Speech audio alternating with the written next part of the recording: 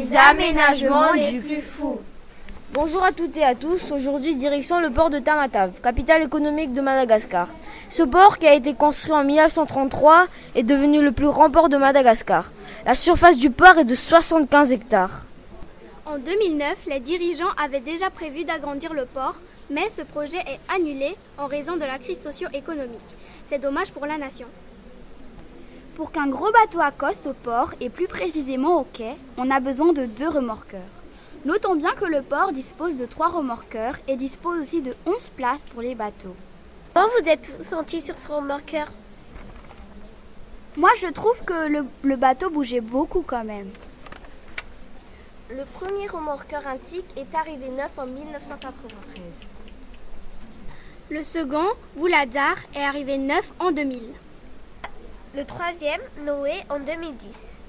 Les remorqueurs peuvent aussi aider le port en cas d'incendie grâce à une pompe qui aspire de l'eau salée pour éteindre le feu. Je trouve que c'est très simple et moins coûteux d'utiliser l'eau de mer qui est à portée de main.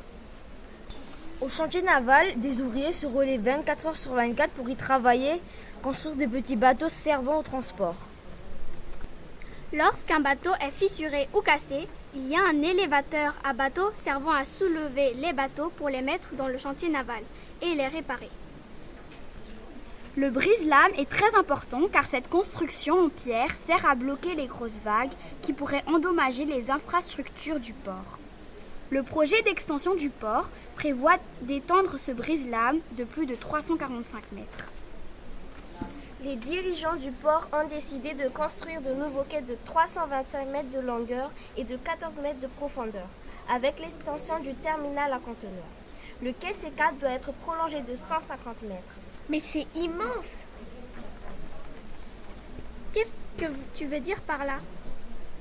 Ce que je veux dire, c'est qu'il y aura 14 mètres d'écart entre la surface de l'eau et le fond de l'eau. En tout cas, moi j'ai vraiment apprécié cette visite car j'ai appris beaucoup de choses. Pareil pour moi. Nous remercions beaucoup Madame Bio et ses collègues de nous avoir accompagnés et Monsieur Maurice de nous avoir aidés à enregistrer